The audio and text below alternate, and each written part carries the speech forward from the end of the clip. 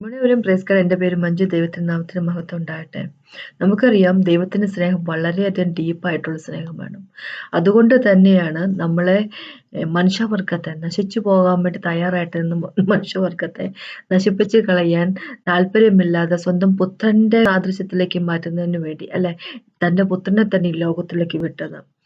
അപ്പൊ യേശുക്രിസ്തു ലോകത്തിൽ എങ്ങനെയായിരുന്നോ അതുപോലെ തന്നെ ആയിരിക്കണം നമ്മളും എന്നാണ് ദൈവത്തിന്റെ ആഗ്രഹം. കാരണം നമ്മൾ ഒരു സെക്കൻഡ് ക്ലാസ് സിറ്റിസൺ ആയിട്ടല്ല നമ്മളെ ദൈവം തിരഞ്ഞെടുത്തിരിക്കുന്ന, ദൈവത്തിലേക്ക് കൂട്ടിയിരിക്കുന്ന, ദൈവത്തിന്റെ മക്കളാകുന്നതിന് വേണ്ടിയാണ്. യേശുക്രിസ്തു നമുക്ക് മക്കളാകുന്നുള്ള പവർ തന്നിരിക്കുകയാണ് അല്ലെ, പിതാവിന്റെ മക്കളാകുന്നതിന് വേണ്ടി. അപ്പൊ മക്കളാകുമ്പോൾ യേശുവിന്റെ കോ എയേഴ്സ് ആണ്, നമ്മള് യേശുവിന്റെ സഹോദരങ്ങളാണ് അല്ലെ. അപ്പൊ അങ്ങനെയാകുമ്പോ ഈ ലോകത്തിൽ യേശു എങ്ങനെയായിരുന്നു അതേപോലെ തന്നെയായിരിക്കണം നമ്മൾ അല്ലെ. ഈ ലോകത്തിന്റെ വെളിച്ചം യേശു ക്രിസ്തു, അതുപോലെ തന്നെ ഈ ലോകത്തിന്റെ വെളിച്ചമായിരിക്കണം നമ്മൾ എന്നും പിതാവ് ആഗ്രഹിക്കുന്നു. അപ്പൊ അങ്ങനെയാകുമ്പോൾ ദൈവത്തിന്റെ കിങ്ഡത്തിൽ അംബാസഡേഴ്സ് ആയിട്ട് ജീവിക്കണം നമ്മള്.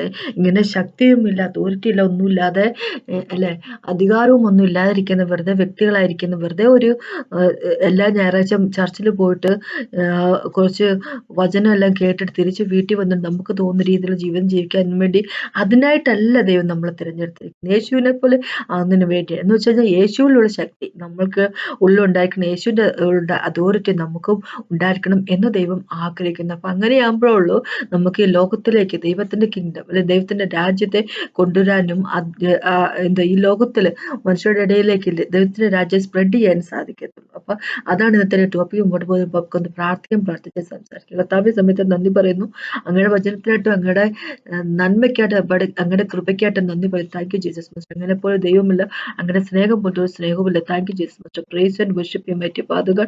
ഇന്ന് ഞങ്ങളോട് സംസാരിക്കണമേ കർത്താവെ. ഞങ്ങൾ വെറുതെ ഒരു ശക്തിയുമില്ല, അധികാരവുമില്ലാതെ ഒരു ജീവിതം ജീവിച്ച് എങ്ങനെയെങ്കിലുമൊക്കെ മരിച്ചു പോകുന്ന വ്യക്തികളാകാതിരിക്കട്ടെ കർത്താവ്. ഞങ്ങളുടെ കിങ്ഡം ഈ ലോകത്തിലേക്ക് കൊണ്ടുവരിക, അങ്ങയ്ക്ക് വേണ്ടി നിൽക്കുകയും കർത്താവ് അങ്ങയ്ക്ക് വേണ്ടി ആയിരങ്ങളും പതിനായിരങ്ങളെയും ഈ ലോകത്തിൽ നിന്ന് പിശാചിന്റെ പിടിയിൽ നിന്ന് വിട്ടുവെച്ചുകൊണ്ട് വരുന്ന വ്യക്തികളായിരിക്കട്ടെ. യേശുവിന്റെ നാമത്തിൽ ഇന്ന് സംസാരിക്കുന്ന യേശുവിന്റെ നാമത്തിൽ ആമേൻ. നമുക്കിന്ന് അപ്പോസ്തല പ്രവർത്തനത്തിലേക്ക് പോകാം. പ്രവൃത്തിയുടെ 9-ാമത്തെ ചാപ്റ്ററിന്റെ 32 തൊട്ട് 35 വരെ ഒന്ന് വായിക്കാം. 9-ാമത്തെ ചാപ്റ്ററിന്റെ 32 തൊട്ട് 35 വരെ. ഇങ്ങനെ പറഞ്ഞിരിക്കുന്നത്, പത്രോസ് എല്ലായിടത്തും സഞ്ചരിക്കയിൽ ലുദയിൽ പാർക്കുന്ന വിശുദ്ധന്മാരുടെ അടുക്കലും ചെന്നു. അവിടെ പക്ഷപാതം പിടിച്ച് 8 സംവത്സരമായി കിടപ്പിലായിരുന്ന ഐനയാസ് എന്നൊരു പേരുള്ളൊരു മനുഷ്യനെ കണ്ടു. പത്രോസ് അവനോട്, ഐനയാസെ, യേശു ക്രിസ്തു നിന്നെ സൗഖ്യമാക്കുന്നു, എഴുന്നേറ്റ് നന്നായി തന്നെ കിടക്ക വിരിച്ചുകൊള്ളുക എന്ന് പറഞ്ഞു. ഉടനെ അവൻ എഴുന്നേറ്റ് ലുദയിലും ശാരോനിലും പാർക്കുന്നവർ എല്ലാവരും അവനെ കണ്ടു കർത്താവിങ്കലേക്ക് തിരിഞ്ഞു. അപ്പോ നമുക്കറിയാം പത്രോസ് അപ്പോസ്തലന്മാരുടെ കൂട്ടത്തില്, യേശുവിന്റെ കൂടെ 12 പേരുണ്ടായിരുന്നവരുടെ കൂട്ടത്തില് ആദ്യമായിട്ട് യേശു ആരാണെന്ന് പിതാവ് വെളിപ്പെടുത്തി കൊടുത്തതാണ് പത്രോസ്. അപ്പൊ കർത്താവാണെന്നുള്ള ഒരു വെളിപാട് ഉണ്ടായിരുന്നത് പത്രോസിനാണ്. അപ്പൊ പത്രോസ് യേശുവിന്റെ കോർ ടീമിൽ പെട്ട ആളായിരുന്നു. കോർ ടീം എന്ന് പറയുമ്പോൾ യേശു ഇങ്ങനെ പോകുന്നിടത്തെല്ലാം 12 പേരെയും കൊണ്ടുപോയിരുന്നെങ്കിൽ, പക്ഷെ പത്രോസിനും ജോണിനും ജെയിംസിനും ഒരു പ്രത്യേക സ്ഥാനമുണ്ടായിരുന്നു അല്ലെ. അപ്പൊ ജെയിംസ് ആണ് ആദ്യമായിട്ട് യേശുവിന് വേണ്ടി മരിക്കുന്ന ആള്. ജോൺ വഴിയാണ് റെവലേഷൻ എഴുതിയത്. പത്രോസ് ആണ് പില്ലർ പോലെ നിന്നൊരാള് അല്ലെ, ചർച്ചിന്റെ പില്ലർ പോലെ നിന്നൊരാള്.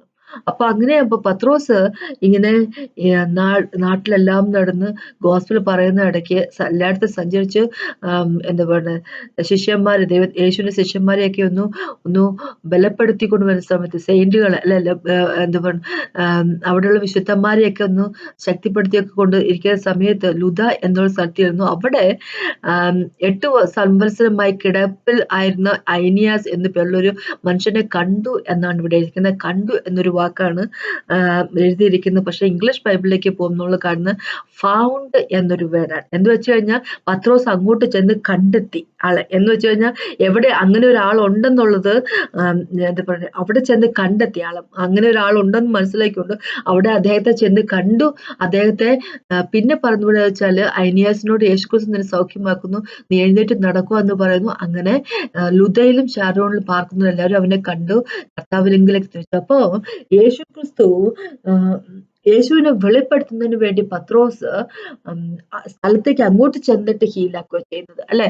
ഇങ്ങോട്ട് പത്രോസിന്റെ അടുത്തേക്ക് ആരെയും കൊണ്ടുവന്നതല്ല. നേരത്തെ നമുക്കറിയാം പത്രോസ് നടന്നു പോകുമ്പോൾ പത്രോസിന് നിഴലെങ്കിലും വീണ് ആൾക്കാർ സുഖപ്പെടണം എന്നുള്ള രീതിയിൽ മാർക്കറ്റ് പ്ലേസിലും വഴിയരികിലൊക്കെ ആൾക്കാരെ കൊണ്ട് മറ്റുള്ളവര് വീട്ടുകാരൊക്കെ കൊണ്ട് വെക്കുന്ന കാര്യങ്ങളൊക്കെ നമുക്കറിയാം അല്ലെ. ഇവിടെ പത്രോസ് അങ്ങോട്ട് ചെല്ലുവാണ് അല്ലെ. അങ്ങോട്ട് ചെന്നിട്ട് അദ്ദേഹത്തെ പത്രോസ് വഴി ഹോളി സ്പിരിറ്റ് ഗോഡ് എന്താ പറയുക ഹീലാക്കുക ചെയ്യുന്നു. എന്തിനാ ഇതൊക്കെ ചെയ്യുന്നത്? യേശുവിലേക്ക് ആൾക്കാരെ കൊണ്ടുവരുന്നതിന് വേണ്ടി. അപ്പൊ ഒന്ന് വിചാരിച്ചു നോക്കുക, പത്രോസ് ഓപ്പറേറ്റ് ചെയ്തിരിക്കുന്ന ഒരു ശക്തി, ഒരു പവർ എന്ന് പറഞ്ഞാൽ സാധാരണ ഇന്ന് കാണുന്ന ചർച്ചിലെ പാസ്റ്റർമാരോ കോൺഗ്രിഗേഷൻ അല്ലെ ആൾക്കാര് ചർച്ചിലെ മെമ്പേഴ്സ് ഓപ്പറേറ്റ് ചെയ്യുന്ന ഒരു ശക്തിയിലല്ല പത്രോസ് ഓപ്പറേറ്റ് ചെയ്യുന്നു. ഒരു ഒരു ഒരു പ്രത്യേക ശക്തി, ഒരു പ്രത്യേക പവർ, ഒരു അതോറിറ്റി ഒക്കെ പത്രോസിനുണ്ട്. അപ്പോ നമുക്കറിയാം ലൂക്കോസിലേക്ക് പോകുമ്പോ 9ാമത്തെ ചാപ്റ്ററിലേക്ക് പോകുമ്പോ ഇത് യേശുക്രിസ്തുവിന്റെ മരണത്തിന് മുമ്പ്. അപ്പൊ 9ാമത്തെ ചാപ്റ്ററിലേക്ക് പോകുമ്പോൾ 1-ാമത്തെ വാക്യം പറഞ്ഞിരിക്കുന്നത് അവർ 12 അടുക്കൽ ലൂക്കോസിന് 9:1 അവർ 12 അടുക്കൽ വിളിച്ച് സകല ഭൂതങ്ങളുടെ മേലും വ്യാധികളെ സൗഖ്യമാക്കുവാനും അവർക്ക് ശക്തിയും അധികാരവും കൊടുത്തു. അപ്പൊ ഇവരോട് യേശു 12 ശിഷ്യന്മാരെ പറഞ്ഞു വിടുവാണ് ഗോസ്പൽ പറയുന്നതിന് വേണ്ടി. എന്താ പറയാ, വില്ലേജുകൾ ചെന്ന് ഗോസ്പൽ പറയുന്നതിന് വേണ്ടി. ഇപ്പൊ 10ാമത്തെ ചാപ്റ്റർ ലൂക്കോസിന്റെ 10ലേക്ക് വരുമ്പോഴും നമുക്ക് കാണാൻ പറ്റി 70 പേരെ വിടുന്ന കാര്യത്തെ പറ്റിയുണ്ട്. അപ്പൊ ഇവിടെ ഈ 12 പേരെ വിടുമ്പോ ദൈവം ഒരു കാര്യം ഇവരെ അനോയിന്റ് ചെയ്തിട്ട് വിടുന്നത് എന്താന്ന് വെച്ച് കഴിഞ്ഞാല് ഇവർക്ക് അവർക്ക് ശക്തിയും അധികാരവും കൊടുത്തിട്ടാ വിടുന്നത് അല്ലെ. അപ്പോ പെന്തക്കോസ്തിന്റെ ദിവസം ഹോളി സ്പിരിറ്റ് ഗോഡ് വന്ന് നിറഞ്ഞു പത്രോസിനെയും ബാക്കിയുള്ള 11 പേരെയും, ബാക്കിയുള്ള 10 പേര് അല്ലെ, പത്രോസും കൂടെ കൂട്ടി 11 പേര്. ജൂഡാസ് മരിച്ചു പോയായിരുന്നല്ലോ. പിന്നെ മേത്തിയാസിനെ എടുക്കുന്നു അപ്പോസ്റ്റലായിട്ട്. അതെല്ലാം കറക്റ്റ് തന്നെ. അപ്പൊ അന്ന് മാളിക മുകളിൽ ഉണ്ടായിരുന്ന 120 പേരെയും ഹോളി സ്പിരിറ്റ് ഗോഡ് വന്ന് നിറയുന്നു അല്ലെ, അഭിഷേകം ചെയ്യുന്നു. അപ്പൊ അഭിഷേകം ചെയ്യുമ്പോൾ അവിടെ അഭിഷേകം ചെയ്തിരിക്കുന്ന വെറുതെ ഒന്നല്ല. യേശുക്രിസ്തു അവരോട് പറഞ്ഞിരുന്നു, പ്രവൃത്തിയിൽ 1:8 പറഞ്ഞിരുന്നു, നിങ്ങൾ ഇവിടെ വെയിറ്റ് ചെയ്യുന്നത് പരിശുദ്ധാത്മാവ് നിങ്ങളുടെ മേൽ വരുമ്പോൾ നിങ്ങൾ ശക്തി ലഭിച്ചവരായി തരും അല്ലെ. അപ്പൊ യെരൂശലേമിലും യഹൂദയിലും എല്ലായിടത്തും ശമര്യയിലും ഭൂമിയുടെ അറ്റത്തോളം എന്റെ സാക്ഷികളാകും എന്ന് പറഞ്ഞു. അപ്പൊ ശക്തി ലഭിച്ചവരായിരിക്കണം. യേശുക്രിസ്തു ശക്തി ലഭിച്ചവനായിരുന്നു. അപ്പോസ്തലപ്രവൃത്തിയിൽ 10ാമത്തെ ചാപ്റ്ററിലേക്ക് 38ാമത്തെ വാക്ക് ഇങ്ങനെ പറഞ്ഞു, നസ്രായനായ യേശുവിനെ ദൈവം പരിശുദ്ധാത്മാവിനാലും ശക്തിയാൽ അഭിഷേകം ചെയ്തതും ദൈവം അവരോടുകൂടെ ഇരുന്നതുകൊണ്ട് അവനോടുകൂടെ ഇരുന്നതുകൊണ്ട് അവൻ നന്മ ചെയ്തും പിശാച് ബാധിച്ചവരൊക്കെയും സൗഖ്യമാക്കിക്കൊണ്ട് സഞ്ചരിച്ചതുമായ വിവരം തന്നെ നിങ്ങൾ അറിയുന്നില്ല. അപ്പൊ ശക്തി ഉണ്ടായിരിക്കണം. ഹോളി സ്പിരിറ്റ് ഗോഡ് ശക്തിയുടെ ആത്മാവാണ് അല്ലെ. നമ്മൾക്ക് ഇങ്ങനെ പറഞ്ഞിരിക്കുന്നത് 2 തിമോത്തിയിലെ 1ാമത്തെ ചാപ്റ്ററിന്റെ 7ാമത്തെ വാക്കിനെ പറഞ്ഞിരിക്കുന്നത് പരിശുദ്ധാത്മാ എന്ന് പറഞ്ഞാൽ പവറിന്റെയും സ്നേഹത്തിന്റെയും സൗണ്ട് മൈൻഡിന്റെയും അല്ലെ ആത്മാവ് ആണ് എന്നാ പറഞ്ഞിരിക്കുന്നത്. അപ്പൊ എന്ന് വെക്കുമ്പോ ശക്തിയുടെയും അല്ലെ സ്നേഹത്തിന്റെയും പിന്നെ എന്താ സുബോധത്തിന്റെയും ആത്മാവാണ് ഹോളി സ്പിരിറ്റ് ഗോഡ്. അപ്പൊ ശക്തിയുടെ ആത്മാവാണ്. അപ്പൊ ഹോളി സ്പിരിറ്റ് ഗോഡിനെ കൊണ്ട് നമ്മൾ അഭിഷേകം ചെയ്ത് നമുക്ക് ശക്തി വരുമെന്ന്. അപ്പൊ ആ ശക്തിയിൽ ഓപ്പറേറ്റ് ചെയ്യണം പറഞ്ഞത്. അപ്പൊ ശക്തി മാത്രം പോരാ അല്ലെ, ശക്തി മാത്രം പോരാ, അതോറിറ്റി കൂടെ വേണം. എന്താ പറയാ, അവകാശം അധികാരവും കൂടെ വേണം. അപ്പൊ പിശാചിന് ശക്തിയുണ്ട്. ദൈവം അഭിഷേകം ചെയ്തുകൊണ്ടാണ് പിശാച് അല്ലെ. അപ്പോ ആ പിശാചിന്റെ ശക്തിയുടെ മുകളിൽ മനുഷ്യർക്ക് അവകാശം തന്നിരിക്കുകയാണ് ദൈവം അല്ലെ. പിശാചിന്റെ തലയിൽ ചവിട്ടാനും അവന്റെ സകല ശക്തിയെ നശിപ്പിക്കാനുള്ള ഒരു അവകാശം, ഒരു അധികാരം, അധികാരം അല്ലെ, അവകാശം എന്നല്ല അധികാരം തന്നിരിക്കുകയാണ്. അപ്പൊ നമുക്ക് ശക്തിയും വേണം, നമുക്ക് അധികാരം വേണം. അപ്പൊ ഹെവൻലി റിലംസില് ദൈവം ഹെവൻലി റിലംസിൽ നമ്മൾ അറിയപ്പെടണമെങ്കിൽ, സ്പിരിച്വൽ വേൾഡിൽ നമ്മൾ അറിയപ്പെടണമെങ്കിൽ ദൈവത്തിൽ നിന്നുള്ള അധികാരവും ദൈവത്തിൽ നിന്നുള്ള ശക്തിയും ഉള്ളവരായിരിക്കണം അല്ലെ. അല്ലെങ്കിൽ നമ്മൾ അറിയപ്പെടുന്ന വ്യക്തികളായിരിക്കത്തില്ല.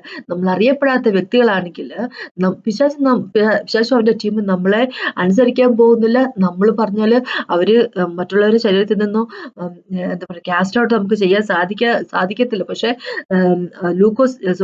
മാർക്കിന്റെ 16ലേക്ക് വരുമ്പോൾ ദൈവം നമ്മളോട് പറഞ്ഞിരിക്കുന്നത് യേശുവിൽ വിശ്വസിക്കുന്നവരാൽ നടക്കുന്ന കാര്യത്തെപ്പറ്റി പറഞ്ഞിരിക്കുന്നത്. 15ാമത്തെ വാക്കോട്ട് താഴേക്ക് അല്ല, യേശുവിൽ വിശ്വസിക്കുന്നവരാൽ നടക്കുന്ന കാര്യത്തെപ്പറ്റി. അവര് ഡീമൺസിനെ കാസ്റ്റ് ഔട്ട് ചെയ്യും, അവര് എന്താ പറയുക, അന്യഭാഷ സംസാരിക്കും.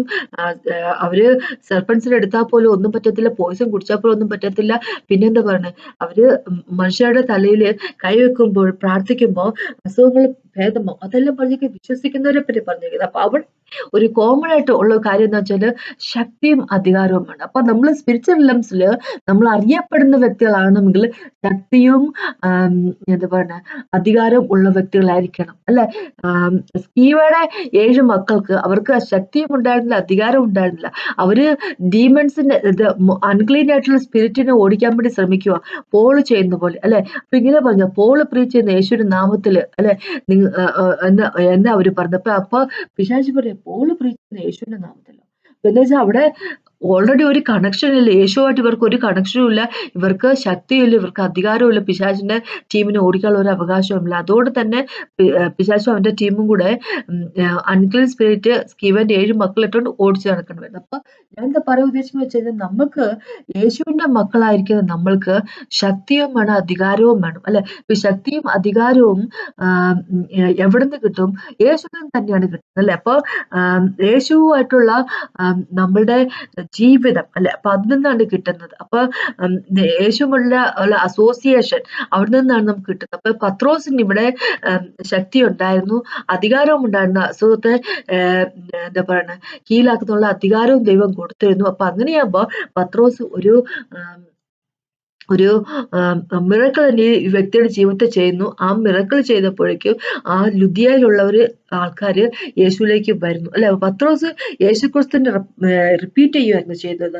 നമുക്കറിയാലോ, യേശുക്രിസ്തു പൂൾ ഓഫ് ബെതസ്തയിൽ ചെന്നിട്ട്, അല്ലെ, ബെതസ്തക്കുളത്തിൽ ചെന്നിട്ട് അവിടെ 38 വർഷമായിട്ട് യേശു ഈ ലോകത്തിൽ മനുഷ്യനായിട്ട് വരുന്നതിന് മുമ്പേ ജനിച്ച ഒരു വ്യക്തി, അല്ലെ, 38 വർഷമായിട്ട് വയ്യാതെ കിടക്കുന്ന ആ വ്യക്തിനെ സുഖപ്പെടുത്തുന്നു, അല്ലെ? അപ്പൊ അതെല്ലാം കണ്ടിട്ടാണ് പത്രോസ് ജീവിക്കുന്നത്. അപ്പൊ പത്രോസിനും അതാണ് കറക്റ്റ് ആയിട്ടുള്ള എന്താ പറയുക സർവീസ് എന്ന് പറഞ്ഞു, ദൈവത്തിന് വേണ്ടി വർക്ക് ചെയ്യുന്ന പറഞ്ഞാൽ അതാണ്. യേശുക്രിസ്തു എന്നാണ് ചെയ്തത് അത് തന്നെയാണ്, അല്ലെ? അപ്പൊ അതിലേക്കാളും യേശു എന്താ ചെയ്തോണ്ട് അത് ഫോളോ ചെയ്യാൻ വേണ്ടി മാത്രമാണ് നമ്മളോട് പറഞ്ഞിരിക്കുന്നത്. അതിനേക്കാളും ഗ്രേറ്റർ ആയിട്ടുള്ള കാര്യങ്ങൾ നമുക്ക് തരുമെന്ന് പറഞ്ഞിരിക്കുന്നു, അല്ലെ?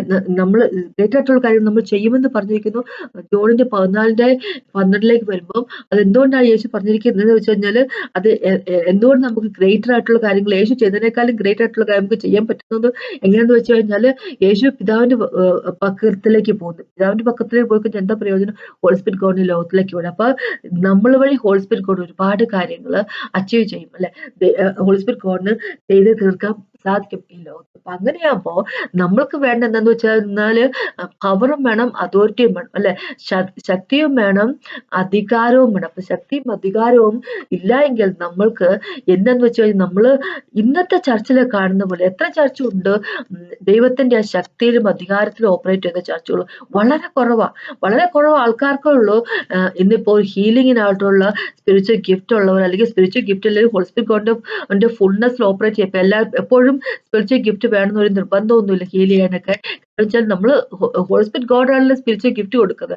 അതേ ഹോളി സ്പിരിറ്റ് ഗോഡ് നമ്മുടെ വഴി ആൾക്കാരെ ഹീലാക്കാൻ സാധിക്കുമല്ലോ, അല്ലെ? ഇപ്പൊ സ്പിരിച്വൽ ഗിഫ്റ്റ് ഇല്ല എന്ന് പറഞ്ഞുകൊണ്ട് നമ്മളിങ്ങനെ സങ്കടപ്പെടേണ്ട കാര്യമൊന്നുമില്ല. പക്ഷെ ഒരു കാര്യം എന്താണെന്ന് വെച്ചാൽ, നമ്മുടെ ജീവിതത്തിൽ ഹോളി സ്പിരിറ്റ് ഗോഡിന് ആയിരിക്കണം പ്രാമുഖ്യം, ഹോളി സ്പിരിറ്റ് ഗോഡ് ആയിരിക്കണം നമ്മുടെ മാസ്റ്റർ. അങ്ങനെയുള്ള ഒരു ജീവിതത്തില് ഹോളി സ്പിരിറ്റ് ഗോഡ് അവരെ ഉപയോഗിക്കും, അല്ല, അവരുടെ ജീവിതത്തിൽ അവരെ ദൈവം വളരെയധികം ഉപയോഗിക്കുക തന്നെ ചെയ്യും. അപ്പൊ നമ്മൾ ഒരിക്കൽ പോലും അധികാരം കിട്ടുന്നതിന് വേണ്ടിയോ പവറിന് വേണ്ടിയോ ശക്തിക്ക് വേണ്ടി ദൈവത്തിന് പുറം നടക്കുന്ന വ്യക്തികളായിരിക്കുന്നത്. പക്ഷെ ദൈവവുമായിട്ടുള്ള നമ്മളുടെ ജീവിതം, അല്ലെ, നമ്മളുടെ മാനസികമായിട്ടുള്ള അടുപ്പം ദൈവമായിട്ട് നല്ല അടുപ്പത്തിലാണെങ്കിൽ അപ്പൊ ദൈവം നമുക്ക് ശക്തിയും തരും, അധികാരവും തരും, അല്ലെ? അപ്പോ ആളുകളെ ഹീലാക്കുന്നതിന് വേണ്ടിയല്ല. അപ്പൊ എന്തിനാന്ന് വെച്ച് കഴിഞ്ഞാല് ദൈവത്തിന്റെ സന്നിധിയിലേക്ക് ആൾക്കാരെ കൊണ്ടുവരുന്നതിന് വേണ്ടി, അല്ലെ? അപ്പൊ ഇന്നത്തെ ചർച്ച സംബന്ധിച്ചിടത്തോളം ശക്തിയുമില്ല, അധികാരവുമില്ല, ഒന്നുമില്ല. വെറുതെ ഒരു ബൈബിള് വായിക്കുക, അല്ലെങ്കിൽ ബൈബിള് വായിക്കുന്ന മോശം എന്നല്ല പറഞ്ഞിരിക്കുന്നത്, പക്ഷെ ബൈബിളില് വായിച്ച് നമ്മൾ മനസ്സിലാക്കുന്ന അനുസരിച്ചല്ല ഒരു ജീവിതമല്ല ഇന്നത്തെ ചർച്ചിന്റെ ഒക്കെ കാര്യമെന്ന് പറഞ്ഞു. നമ്മള് എന്തെങ്കിലുമൊക്കെ ചെയ്ത് ചെന്ന് ഒരു 4 പാട്ട് പാടുന്നു, വർഷിപ്പ് സോങ് എന്ന് പറഞ്ഞ് 4 പാട്ട് പാടുന്നു, പാസ്റ്റർ ഒരു മെസ്സേജ് തരുന്നു, അത് കഴിഞ്ഞ് നമ്മൾ കർത്തൃമേശ എടുത്തിട്ട് വീട്ടിൽ പോരുന്നു. അതാണ് ചർച്ച്. അത്രയ്ക്കേ ഉള്ളൂ. പവർ ഇല്ലാത്ത ചർച്ച ഇപ്പം നമ്മൾ നമ്മളുടെ ചുറ്റും കാണുന്ന ചർച്ചകൾ എന്ന് പറഞ്ഞാൽ ഒട്ടും പവറില്ലാത്ത ചർച്ച. അങ്ങനത്തെ ഒരു ചർച്ചിനെ പറ്റിയല്ല യേശുക്രിസ്തു മനസ്സിൽ കണ്ടിരിക്കുന്നത്. അങ്ങനത്തെ ഒരു ചർച്ച അല്ല അല്ലെ. ആദ്യത്തെ ജനറേഷനിലുള്ള ഈ അപ്പോസ്തലന്മാരുടെ കാര്യം ഒന്ന് നോക്ക്. അവരങ്ങോട്ട് ചെന്ന് ആൾക്കാരെ ഹീലാക്കിക്കൊണ്ടിരിക്കും അല്ലെ. പീറ്റർ അങ്ങോട്ട് ചെന്ന് ആൾക്കാരെ കണ്ടെത്തുന്നു, അവരെ ഹീലാക്കുന്നു അല്ലെ. പീറ്ററിന്റെ നിഴലിന് കൊണ്ടെങ്കിൽ ആൾക്കാർ ഹീലാക്കപ്പെടുന്നു പറഞ്ഞ ആൾക്കാർ കൊണ്ടുവരുന്നു അല്ലെ. വയ്യാത്തവരെ കൊണ്ടുവന്ന് വഴിയരി കിടക്കുന്നു. അപ്പൊ അതൊക്കെയായിരുന്നു അന്നത്തെ ഒരു ഒരു അപ്പോസ്തലന്മാരെന്ന് പറയുന്ന ആ ഒരു ലെവലായിരുന്നു. അപ്പൊ എന്തുകൊണ്ടാന്ന് വെച്ച് കഴിഞ്ഞാൽ അവരുടെ ഉള്ളിൽ ഉള്ളൊരു ദൈവത്തിന്റെ ഒരു ശക്തിയുണ്ട്. യേശു ഇങ്ങനെ പറഞ്ഞു, ഒന്നാമത്തെ ചാപ്റ്റർ പ്രവർത്തികളുടെ ഒന്നാമത്തെ ചാപ്റ്ററിന്റെ 8ാമത്തെ വാക്യത്തെ പറഞ്ഞു, ഹോളി സ്പിരിറ്റ് ഗോഡ് വരുമ്പോൾ നിങ്ങൾക്ക് ശക്തി കിട്ടും അല്ലെ. അപ്പൊ അവർക്ക് ശക്തി കിട്ടിയവരാണ്. അപ്പൊ എന്തുകൊണ്ടാണ് അവർക്ക് ശക്തി കിട്ടിയത്? അവര് യേശു പറയുന്നത് അനുസരിച്ച് ജീവിച്ച വ്യക്തികൾ. യേശുവിനോട് അവർക്ക് അറ്റാച്ച്മെന്റ് ആയിരുന്നു, യേശുവിനോട് അവർക്ക് സ്നേഹമുണ്ട്. അവർ ശക്തിയുടെ പുറകെ പോലില്ല, അവരെ തേടി അവരിലേക്ക് വന്നു, ദൈവം അയച്ചതാണ് അവരിലേക്ക് അല്ലെ. അപ്പൊ അങ്ങനെ നമ്മൾ ദൈവത്തെ മാത്രം സ്നേഹിച്ചു ശക്തിയുടെ പുറകെ എന്താ പറയാ വലിയ മിനിസ്ട്രീന്റെ പുറകെ അങ്ങനെയൊന്നും പോകാതെ, പണത്തിന്റെ പുറകെ ഒന്നും പോകാതെ യേശുവിന്റെ കൂടെ ആയിരിക്കുമ്പോ നമ്മളുടെ ഉള്ളിലേക്ക് ദൈവം ഓട്ടോമാറ്റിക്കലി ശക്തി വരുമ്പോ ദൈവം എന്ത് തരത്തിലുള്ള ചർച്ചാണോ ഈ ലോകത്തിൽ വേണം എന്ന് ആഗ്രഹിക്കുന്നത്, എന്ത് തരത്തിലുള്ള മിനിസ്ട്രിയാണ് ലോകത്തിൽ വേണമെന്ന് ആഗ്രഹിക്കുന്നത്, അതുപോലുള്ള ലെവലിലേക്ക് നമുക്ക് ഉയരാൻ പറ്റും അല്ലെ. അല്ലാതെ വെറുതെ ഇപ്പോൾ ഇങ്ങനെയാ പറഞ്ഞിരിക്കുന്നത്, ദൈവത്തിന്റെ കിങ്ഡം എന്ന് പറഞ്ഞു കഴിഞ്ഞാൽ വെറുതെ വാക്കുകളിലല്ല, പക്ഷെ ഇന്ന് വാക്കില് മാത്രമായിരിക്കുന്നത്. ദൈവത്തിന്റെ കിങ്ഡം എന്ന് പറഞ്ഞാൽ അത് പവറാണ് അല്ലെ. പക്ഷെ ഇന്ന് നമ്മൾ നോക്കുമ്പോൾ കാണുന്നത് വെറും വാക്കില് മാത്രമാണ്, നമ്മൾ ഒരു പ്രീച്ചിങ്ങിന് മാത്രം ഉള്ളത് അല്ലെ, അല്ലെ 4 പാടുന്ന പാട്ടില് മാത്രം ഉള്ളത്. അങ്ങനെയല്ല. അപ്പൊ ഇങ്ങനെ ഈ ദൈവത്തിന്റെ ശക്തി നമ്മൾ വഴി വെളിപ്പെടുത്താത്തതുകൊണ്ട് എന്താ പറ്റുമെന്ന് വെച്ച് കഴിഞ്ഞാല്, നമ്മളിപ്പോ ചെന്ന് ഗോസ്പൽ പറഞ്ഞെന്ന് പറഞ്ഞാൽ ആൾക്കാർ സ്വീകരിക്കാൻ തയ്യാറാകത്തില്ല. കാരണം നിന്നെ ദൈവം സ്നേഹിക്കുന്നത്, നീ യേശു ക്രിസ്തുവിലേക്ക് പറഞ്ഞാല് നീ നരകത്തിൽ പോകുന്നു പറഞ്ഞു കഴിഞ്ഞാല് ആൾക്കാര് ചിലരെങ്കിലും സ്വീകരിക്കാൻ തയ്യാറാകുന്നില്ല. കാര്യം എന്താണെന്ന് വെച്ച് കഴിഞ്ഞാല് ഞാൻ നരകത്തിൽ പോയി കഴിഞ്ഞാലും ഓക്കെ, നിനക്കെന്റെ കാര്യം എന്ന് ചോദിക്കും. പക്ഷെ ഇന്നത്തെ ഈ ലോകത്തില് അവരനുഭവിക്കുന്ന പ്രശ്നങ്ങൾ അല്ലെ, എത്രയോ പേര് അസുഖമായിട്ടുള്ള വ്യക്തികളുണ്ട്. അപ്പൊ അവരെ നമ്മള് ഒരു പ്രാർത്ഥന വഴി ആ അസുഖം ഒന്ന് മാറ്റുവാണെങ്കിൽ അല്ലെ, ദൈവം നമ്മൾ വഴി പ്രാർത്ഥിക്കാൻ, ദൈവം നമ്മൾ വഴി അസുഖത്തെ മാറ്റാനുള്ള ചാൻസ് നമ്മൾ ദൈവത്തിന് കൊടുക്കുവാണെങ്കിൽ അല്ലെ, നമ്മൾ ആ ഗ്യാപ്പിൽ നിന്നുകൊണ്ട് ദൈവത്തിനും മനുഷ്യർക്ക് ഇടയിൽ നിന്ന് ഗ്യാപ്പിൽ നിന്നുകൊണ്ട് നമ്മൾ വർക്ക് ചെയ്യാൻ വേണ്ടി തയ്യാറാവുകയാണെങ്കിൽ എന്ത് പറ്റുമെന്ന് വെച്ച് കഴിഞ്ഞാല് അവരെ കണ്ണുകളെ തുറക്കുകയും അപ്പോൾ ദൈവത്തിന് ഒരുപാട് കാര്യങ്ങൾ ആ ഏരിയ ചെയ്യാൻ സാധിക്കില്ല. അങ്ങനെയാണല്ലോ ഇപ്പൊ ലുദിയയില് പീറ്റർ വഴി ദൈവം ചെയ്ത പ്രവർത്തി കൊണ്ട് പലരും യേശുവിലേക്ക് വരികയും, പിന്നെ അതന്നെ നമുക്കറിയാം ജോപ്പ അല്ലെ, അല്ലെങ്കിൽ യോപ്പ പട്ടണം വരെ ഇത് അദ്ദേഹത്തിന്റെ ഫെയിം ചെല്ലുകയും, തബിത എന്ന പേരുള്ള ഒരു സ്ത്രീ, അവര് ഡോർക്കാസ് അല്ല, അപ്പൊ അവര് മരിച്ചുപോയി. അപ്പം ജോപ്പേന്ന് ആൾക്കാർ വിളിക്കുക അല്ലെ, പീറ്ററിനെ കൊണ്ടുപോകാൻ വേണ്ടി വരുവോ, മെസ്സേജ് വരുവോ അല്ലെ, അങ്ങനെ പെട്ടെന്ന് വരണം, തബിത മരിച്ചു പോയിരിക്കുന്നു, അപ്പോ എന്താ പറഞ്ഞ വന്ന് പ്രാർത്ഥിക്കണം, പ്രാർത്ഥിച്ച് അവർ എഴുതേക്കും. അപ്പൊ ആ ഒരു അണ്ടർസ്റ്റാൻഡിങ് ലെവലിലാണ് നിൽക്കുന്നത് അല്ലെ. പീറ്റർ ആ ഒരു പവറില് പീറ്റർ ഓപ്പറേറ്റ് ചെയ്യുന്നത്, അന്നത്തെ ഡിസൈപ്പിൾസ്, അന്നത്തെ വിശ്വാസികള് ആ ഒരു അണ്ടർസ്റ്റാൻഡിങ് നിൽക്കുന്നത്. പക്ഷെ ഇന്ന് നമുക്ക് അതൊന്നും കാണുന്നില്ലല്ലോ. അപ്പൊ ദൈവത്തിന്റെ കിങ്ഡം ഈ ലോകത്തിലേക്ക് സ്പ്രെഡ് ചെയ്യുന്നതിന് നമ്മൾ ഈ ലോകത്തുള്ള മനുഷ്യരുടെ അടുത്ത് ചെന്നിട്ട് വെറുതെ നമ്മൾ വാവുകൊണ്ട് എന്തെങ്കിലും പറഞ്ഞിട്ട് കാര്യമില്ല. നമ്മള് ഒന്നെങ്കിൽ അവരെ അവരുടെ അസുഖത്തിന് വേണ്ടി പ്രാർത്ഥിക്കുക, ദൈവം യേശു ക്രിസ്തു അവരെ സുഖപ്പെടുത്തും, അല്ലെങ്കിൽ ഡീമൺസ് ഒക്കെ ഉള്ളവരെ ചില അശുദ്ധി ആയിട്ടുള്ള ആത്മാക്കളുള്ളവരാണെങ്കിൽ അവർക്ക് വേണ്ടി പ്രാർത്ഥിക്കുക, അവരുടെ ആ ശരീരത്തിൽ നിന്ന് ആ ഡീമൺസ് എല്ലാം ഓടിപ്പോ. അപ്പൊ അങ്ങനെ ഒരു ടെസ്റ്റിമണി, യേശു ക്രിസ്തുവിന് ഒരു ടെസ്റ്റിമണി ആയി തീരും. അപ്പൊ അങ്ങനെയാകുമ്പോൾ യേശുവിലേക്ക് ആൾക്കാർ വരും. അപ്പൊ അതിനെപ്പറ്റിയാണ് ദൈവം പറഞ്ഞിരിക്കുന്നത്. അപ്പൊ നമ്മൾ പവർ ഉള്ളവരായിരിക്കും, നമ്മൾ അതോറിറ്റി നമ്മൾ ദൈവത്തിൽ നിന്ന് വരുന്നത്, പവർ ദൈവത്തിൽ നിന്ന് വരുന്നത്. അപ്പൊ അതിനായിട്ടുള്ള ദൈവത്തെ നമ്മൾ വാഴ്ത്തുന്നവരായിരിക്കും, ദൈവത്തിന് വഴിക്കൊണ്ട് നടക്കുന്നവരായിരിക്കും. അങ്ങനെ അപ്പൊ പവർ അതോറിറ്റി നമ്മുടെ ജീവിതത്തിലേക്ക് നമുക്ക് ഉപയോഗിക്കാനല്ല, ദൈവത്തിന്റെ കിങ്ഡത്തിന്, ദൈവത്തിലേക്ക് ഒരുപാട് ആൾക്കാർ കൊണ്ടുവരുന്നതിന് വേണ്ടി. അപ്പൊ അങ്ങനെ ഒരു അണ്ടർസ്റ്റാൻഡിങ് നമുക്ക് ഉണ്ടായിരിക്കണം എപ്പോഴും അല്ലെ. ദൈവം തന്നെ പറഞ്ഞിരിക്കുന്ന കാര്യം, എന്റെ മക്കള് പരീക്ഷയായി പോകുന്നു, നോളജ് ഇല്ലാത്തതുകൊണ്ട്, അറിവില്ലാത്തതുകൊണ്ട് അല്ലെ. അപ്പൊ എത്രമാത്രം വർക്ക് ഈ ലോകത്തില് നടക്കാതെ പോകുന്നു, ദൈവത്തിന്റെ വർക്ക് ഇവിടെ ലോകത്തിൽ നടക്കാതെ പോകുന്നുണ്ടെന്നറിയാം. എത്രയോ ആൾക്കാര് സുഖപ്പെടാതെ പോകുന്നു. കാര്യം എന്താന്ന് വെച്ച് കഴിഞ്ഞാല് ആ ഒരു ഗ്യാപ്പിൽ നിന്നുകൊണ്ട്, ദൈവത്തിനും മനുഷ്യർക്കും ഇടയിൽ നിന്നുള്ള ഗ്യാപ്പിൽ നിന്നുകൊണ്ട് ഒന്ന് പ്രാർത്ഥിക്കാനോ അല്ലെങ്കിൽ ദൈവത്തിന്റെ വചനം പറയാനും ഒന്നും ആൾക്കാരില്ല അല്ലെ. നമ്മൾ സൺഡേ ചർച്ച് മാത്രമായിട്ട് തീർക്കുമ്പോൾ അല്ലെങ്കിൽ അവിടെ ഏതെങ്കിലും പാസ്റ്റർമാര് പ്രാർത്ഥിച്ച് കഴിയുമ്പോൾ ഹീലേക്ക് ഇടയ്ക്കിടയ്ക്ക് നടക്കും. അതൊക്കെ മാത്രമാണ് നമുക്കുള്ള നമ്മളുടെ ഒരു രീതിയെങ്കിൽ നമ്മൾ ശരിക്കും പറഞ്ഞാല് ഒരു പരാജയപ്പെട്ട അല്ലെ ശക്തിയില്ലാത്ത അധികാരമില്ലാത്ത തരത്തിലുള്ള ചർച്ച നമ്മൾ ഓപ്പറേറ്റ് ചെയ്യുന്നത്. പക്ഷെ അങ്ങനെ ആകരുത് എന്ന ദൈവം പറഞ്ഞിരിക്കുന്നു അല്ലെ. അങ്ങനെയല്ല, ദൈവത്തിന്റെ ഇഷ്ടമൊന്നുമല്ല. ദൈവത്തിന്റെ ചർച്ച എന്ന് പറഞ്ഞാൽ യേശുക്രിസ്തു തലയാണെങ്കിൽ നമ്മൾ ശരീരം. അപ്പൊ തലയും ശരീരം എല്ലാം ഒരുപോലെ ഫങ്ഷൻ ചെയ്യട്ടെ. അല്ലെങ്കിൽ പിന്നെ എങ്ങനെയാവും? അപ്പൊ ഒരു പവർഫുൾ ആയിട്ട് ചർച്ചിനെ പറ്റിയ ദൈവം നമ്മളെ പറ്റി ആഗ്രഹിക്കുന്നു. ഒരു പവർഫുൾ ആയിട്ട് ജീവിതത്തെ പറ്റി നമ്മളെ പറ്റി ദൈവം ആഗ്രഹിക്കുന്നു. അപ്പൊ അങ്ങനെ അതിനു വേണ്ടി നമ്മൾ തന്നെ പൊസിഷൻ ചെയ്യാം. ദൈവത്തിന്റെ ഗ്ലോറി കൊണ്ടുവരുന്നതിന് വേണ്ടി, അല്ല നമുക്ക് വേണ്ടി, നമുക്ക് അധികാരം കിട്ടുന്നതിന് വേണ്ടിയല്ല, നമുക്ക് പവർ കിട്ടുന്നതിന് വേണ്ടി, ദൈവത്തിന്റെ ഗ്ലോറിക്ക് വേണ്ടി ഉള്ള ജീവിക്കുന്ന ആൾക്കാർ ആയിരിക്കണം. അപ്പൊ അതിനെപ്പറ്റി എനിക്ക് പറയാനുള്ളത്. അപ്പൊ നമുക്കൊന്ന് പ്രാർത്ഥിച്ചു നിർത്താം. കർത്താവ് സമയത്ത് നന്ദി പറയുന്നു കർത്താവേ. Thank you Jesus master father. അങ്ങുമായിട്ട് കർത്താവ് വളരെ സ്നേഹത്തിലുള്ള ആൾക്കാരായിക്കട്ടെ കർത്താവേ. കർത്താവ് thank you so much master. അങ്ങയ്ക്ക് വേണ്ടി വർക്ക് ചെയ്യാൻ ഈ ലോകത്ത് ഞങ്ങൾക്ക് വർക്ക് എടുക്കുമ്പോൾ സന്തോഷിക്കുക. ആയിരങ്ങളും പതിനായിരങ്ങളെ അങ്ങിലേക്ക് കൊണ്ടുവരുന്ന വ്യക്തികളായിക്കട്ടെ ഞങ്ങൾ കർത്താവ്. താങ്ക് യു പ്രൈസ് മാസ്റ്റർ യേശു നാമത്തിൽ. ഇത് കേട്ട ദൈവത്തെ മഹത്വം ഉണ്ടാകട്ടെ.